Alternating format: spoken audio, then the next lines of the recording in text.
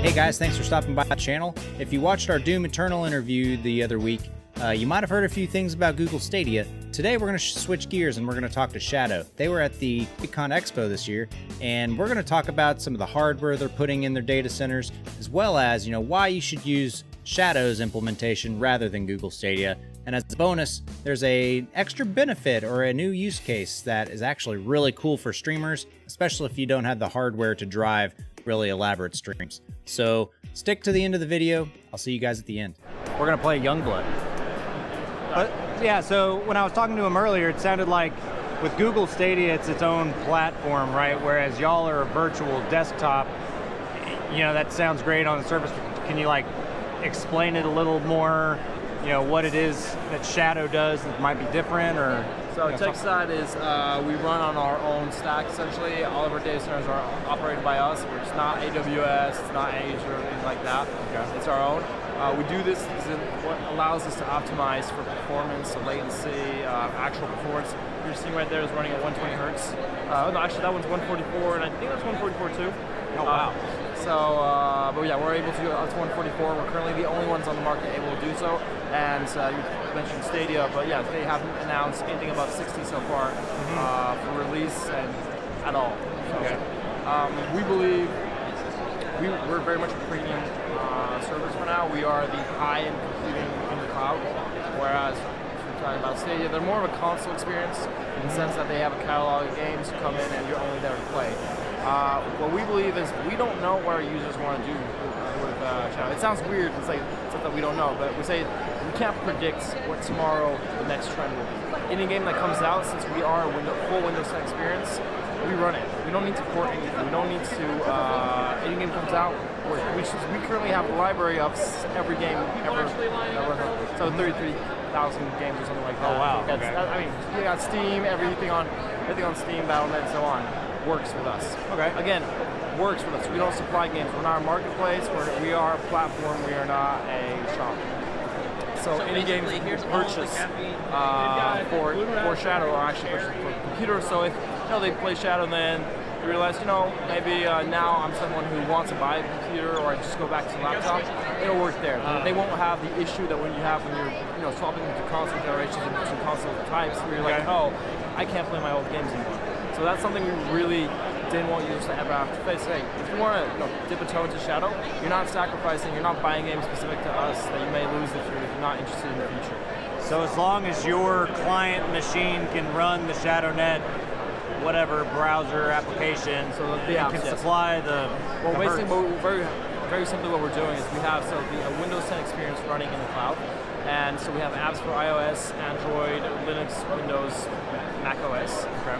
Simply pop up those apps, and it's like a team viewer onto your virtual machine. We'll screen it, and then you're running it. So if you're on Mac, typically, it means that it allows you to have both a Windows and a Mac environment, just a 3-finger swipe, go from one to the other.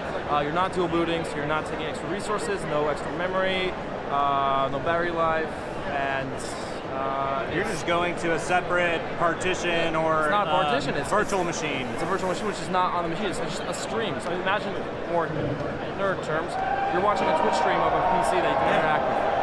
So tech side, everything is done by us and optimized by us.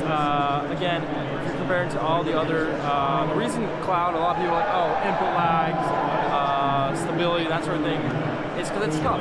There's a reason. Even the giants are only getting into it now. It's really hard to do. We've been on the market now for close to 3 years. Okay. We started out in Europe, which means we think we have it down, and we think the way we're doing it is the best way. We're able to do 144. We consider ourselves very competitive. Right here, it's actually amazing the amount of people who try. It's like, oh, what do you think? Like, well, I like the game. It's like, what do you think about the streaming? They're like, what streaming? Exactly. So we need to work on our branding, but it's really good in terms of tech. It's really good. It means no one's noticed anything. So what kind of hardware are you playing on, or hosting it on? Is it Intel based? Okay, so CPU is Xeon, so Intel based processor. The exact number I don't remember. Graphics cards are on P5000, so 1080 equivalents from NVIDIA. All of these hardware is dedicated. So we're not doing a grid series, which means we don't have a peak time loss of performance. If you're locking on peak time or 4 in the morning, it doesn't change anything. You'll always get the same performance. And for graphics cards, we're looking to move on to RTX by the end of the year, hoping so that... Hell, even the P5000 is a potent card. Absolutely. So right now P5000 is running in games, but coming the end of year, Q4, a lot of games will be coming out. A lot of them actually will be using RTX. Right now the main issue is where we haven't already moved is the main advantage is the RTX use, which has been implemented in such a handful of games. We can't justify giving everyone an RTX just for, say, 5% of our users. But yes, at the end of the year, they will be able to have their RTX. So speaking of like RTX, I was talking with the PNY guys earlier, and Doom might be coming out with it at launch. We don't know. We'll still have to see. Do you think by enabling that heavy of a workload on top of the already heavy payload of doing the streaming service, do you think the RTX benefit will make it all the way to the end user's monitor or TV or iOS device? So currently, the way it works, we're looking into it again. Until we get the games, there's no really way to know. But yeah, we're working with the developers to see if we can have builds ahead of time, make sure. What we know is that we're using a fraction of the card for the encoding and the sending, so we need to know, okay, we are sacrificing. So will you be running Doom in Ultra RTX 4K 144 Hertz? The answer is no computer in the world does that, but we'll have to see what we figure out. Yeah, we can expect maybe some performance difference, but for all we know, they're going to be exactly the same as what a user has. So we're figuring it out, and so here's the fun thing. So our feed, users choose the compression level essentially. So you're choosing if you're receiving it as a user at a 70, at anything between 5 and 70 megabits per second. Oh, okay, wow. So that's basically the quality you're receiving. Yeah, so 70 is mostly for people who want to do 144. Something no one uses when they're uploading as streams, but as as a receptor, yes. And lastly, people have the download speeds of that too. Yeah, not necessarily the upload. It's mostly about the amount of resource it requires from us to encode 144 hertz, which is really difficult to do. I think you were mentioning streaming. One of the advantages of Shadow as a user is if you want to stream from your Shadow, which means you own OBS, XSplit inside your Shadow. Since you have a gig line and 100 meg upload, you can basically, we are 35 per month or 25 per month for the yearly commitment. We are the cheapest streaming PC there is. That's really also impressive because if you're buying like cable internet, sometimes uploads are 3 meg. Yes, exactly. If you do that plus your service, you can then stream to YouTube. So for instance, for $25 a month, you get 1 gig down, 100 mega up. We are also the cheapest ISP in the United States, which means that even if you have 30 meg down, 3 up, you can actually play on Shadow and stream with that. Unfortunately, the 3 up means that that's going to be used by your camera, because that camera does need to go to data center and then to Twitch. But that means that all your uploads only used for voice and video and camera, which is arguably nothing. Yeah. Video, especially if you're just a clone face cam, it's nothing. That's really cool. I like that angle. Is that on your website anywhere? I didn't go too deep into the No, we haven't. So we were working with influencers who shout to stream. It's something we're trying to work on a formula special. We're going to be pushing that more in the future. We're trying to work on, particularly we mentioned that we're available on phones. What we're hoping to do soon is be able to forward the camera from the phone, so IRL streamers will be able to play a game, say on a Bluetooth controller, while they're live streaming IRL anywhere. That's cool. That's a big game. That would be nice for me. Yeah, that would be nice for anyone at a convention. Yeah. So we're working as long as I have cell service. Or if you partner with the ISP here, that's what we're looking for. Is trying to work with ISPs. Currently, we're partnered here with Charter, so that's Spectrum, and gave us a very nice line. And yeah, the idea is if you stream on your phone at the quality that otherwise right now you'd have to be using the whole backpack setup, and I'm sure you understand the price for those. We can we're trying to work out on solutions specifically for content creators, and we'll have something to announce maybe later in the year for that. Did you get to play? No, I haven't actually. This is So this is not local. This is on a little client machine, right? In Dallas? Okay. So pretty close. This is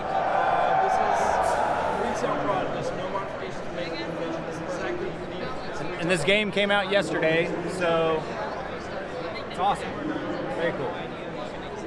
I played it and I didn't do well yesterday at the booth. I played it on a controller too. I had it like in my hand, so it was very bad. So this is a streamed product. This is not local to the machine. That's crazy. Because I mean, they've got this same booth across the street or across the hall there. I mean, there's a little bit of shearing, but that could just be because of the monitor. But honestly, you know, it's definitely playable.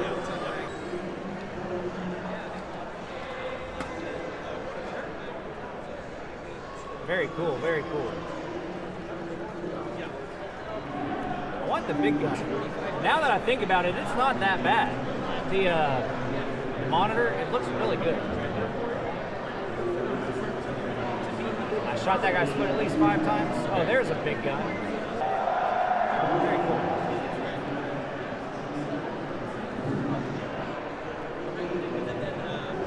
All right, let's go to the waypoint, and I think we'll be done. Right now you're playing off the Shadow Ghost, which are the client. Okay. Yeah. This one's our basically this is the minimum anyone needs if they want to try out Shadow. Maybe they can call this all. Basically you have that for have it plug in your peripherals, so your keyboard, mouse, screen, Ethernet, tower, and you're good to go.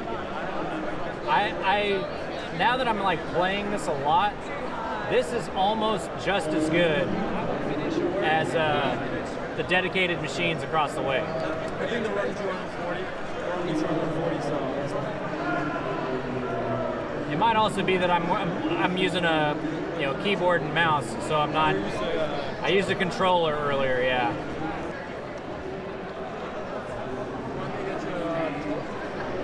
So do y'all have any plans on using like any AMD products? They got, AMD Epic is picking up speed, and they've got. On a tech standpoint, we're trying to see what's best.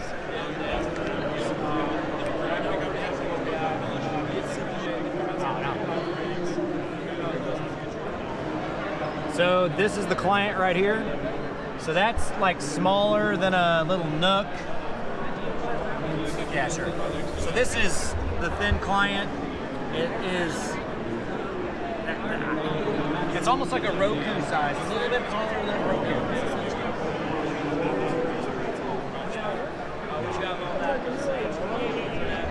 HMI, sorry, Ethernet, 3.5 millimeter jack for 2 ways. Yeah. And that's too cool. And 4 USBs, also some Bluetooth and Wi-Fi. Basically, a lot of people use these like in their living room. They put it on their TV if they don't have a smart TV to play. Sure. They plug it in, turn it on, controller, play a game, play a PC quality game in their living room. Very cool. Well, that's awesome. So you said this is all already out there. It's all retail. It was $25 a month for the base. $25 a month is if you're doing a yearly commitment. If you're doing a non-commitment, it's $35. Okay. We also have a 10-day trial that we're giving actually out for free here at Quakecon. Oh, cool. Otherwise, it's a 10-day trial for $10. That's very cool. I am actually shocked with how well it played. It's like literally, this is the Youngblood booth. We just played Youngblood over here, but it was on the cloud. So I'm impressed. And my question is, I'm sure they won't tell you, but if you're wondering how expensive the computers they're using for the setup. I mentioned that to the Doom guys when I was interviewing them. I was like, I know you're gaming on some pretty beefy rigs. That was on a little bitty Nook. Yeah, that's the thing. It's like those games come out, they are made to be playing on high-end platforms. And the thing is, not that many people can afford that. So we're lowering the barrier to entry to that. Like if you want to experience Doom, you want to experience Doom, the really beautiful, amazing game.